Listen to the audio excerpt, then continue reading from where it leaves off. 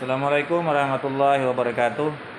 Sahabat, kita masih menunggu hujan reda di luar.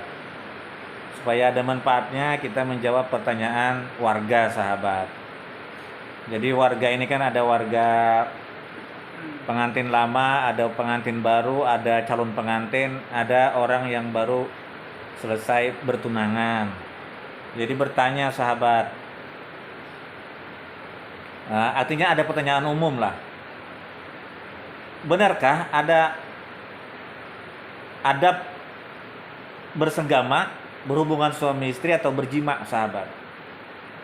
Jadi dalam Islam, setelah kita menikah itu maka kita halal tinggal satu rumah, satu kamar, satu ranjang, satu bantal, satu selimut, dan berhubungan suami istri, bahkan berpahala.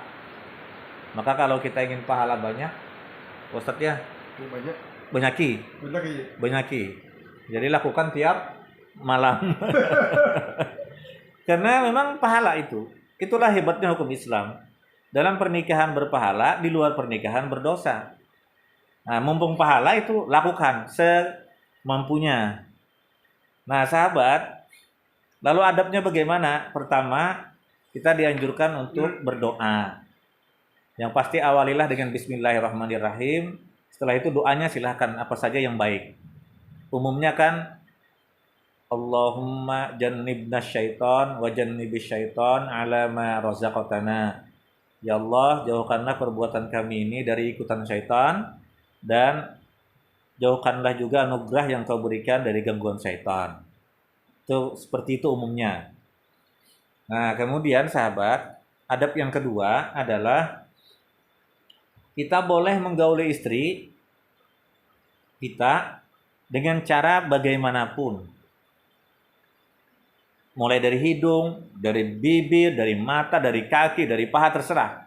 Yang pasti harus melalui kemaluan. Jadi kita ini ditakdirkan punya alat reproduksi, namanya jenis kelamin laki-laki dan perempuan.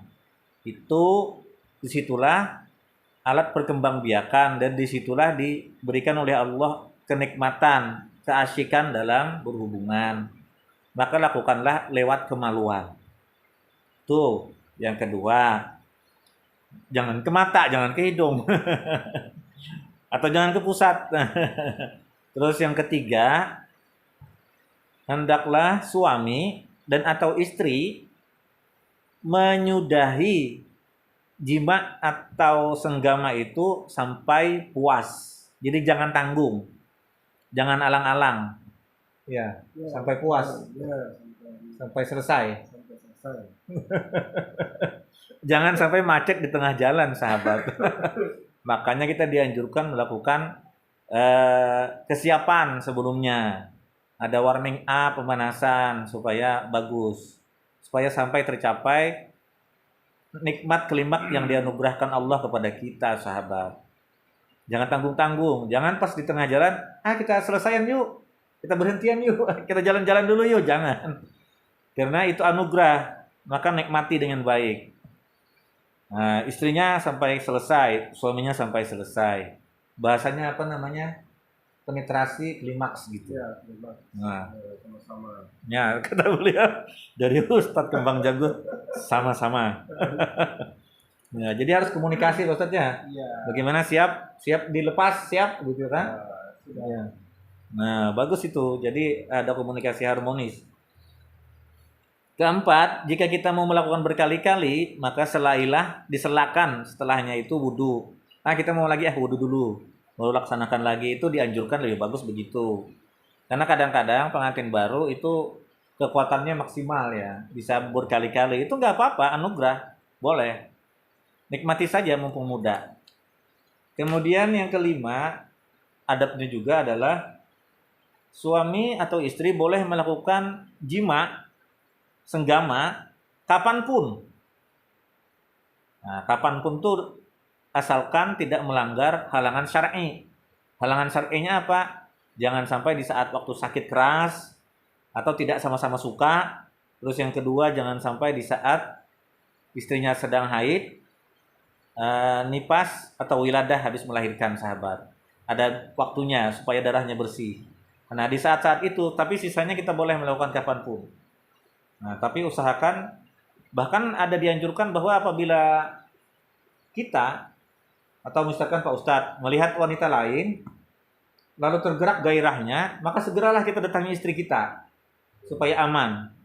Nah, seperti itu. Jadi kapanpun istri masak misalkan, lalu ada keinginan, hentikan, matikan kompornya, laksanakan itu. Atau suami lagi cangkul, istrinya ingin, berhenti dulu mas, berhenti, kita ke dalam dulu, lakukan, nggak ada masalah itu boleh. Dan itu harus dilaksanakan dengan pasangannya supaya semakin pahala. Nah itu, kemudian yang kelima sahabat, yang keenam ya, yang keenam sahabat, lakukanlah hubungan suami istri dengan alat kelamin. Tidak menyetubuhi istri pada duburnya dan atau tadi dalam keadaan haid atau nipas. Nah itu yang dilarang ya. Nah kemudian yang ketujuh sahabat,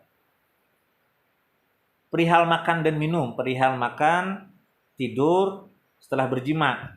Maka sebaiknya apabila suami atau istri ingin makan atau tidur setelah jima, hendaklah ia mencuci kemaluannya dulu, mencuci tangannya, wudu. Nah, supaya kita bersih, steril gitu. Karena kadang-kadang di situ ada sesuatu yang terikut, misalkan lendirnya. Nah, kan tidak bagus kita memegang sesuatu menjadi bekas hasil tadi, maka lebih bagus kita cuci dulu tangan, kemaluan. Dianjurkan juga lebih bagus berwudu, baru kita memegang yang lainnya atau makan, minum dan lain-lain. Kemudian yang ke-8 sahabat, kita sambil membaca literatur nih sahabat, supaya aman dan berkah bagi kita. Itu perlunya keprimaan. Jadi fisik dan mental yang prima di saat berhubungan suami istri. Supaya tadi tidak macet di tengah jalan, nggak mogok.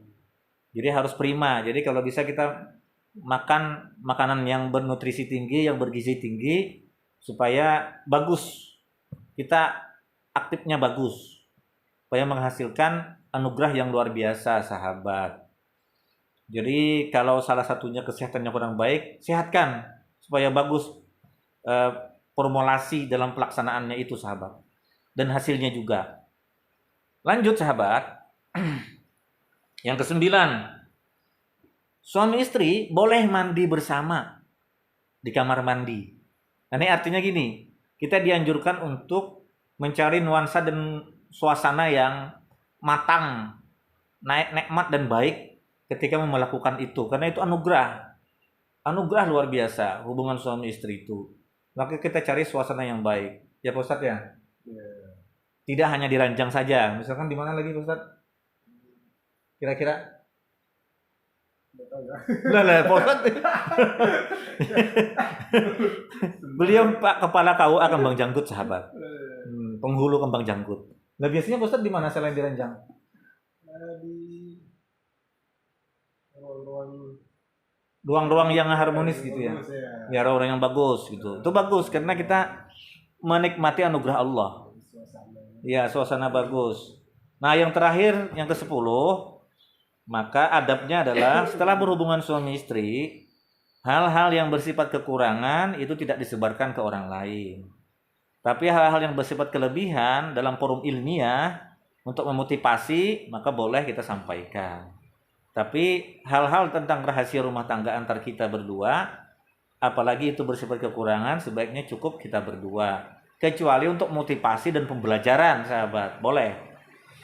Barangkali ini Pak Ustadz ya, cukup 10 saja karena banyak secara rinci itu. Kalau kita, panjang. Nah, demikian manfaat dan mudah-mudahan manfaat dan barokah bagi kita semua. Semoga kita sehat, panjang umur dan semangat. Wassalamualaikum warahmatullahi wabarakatuh.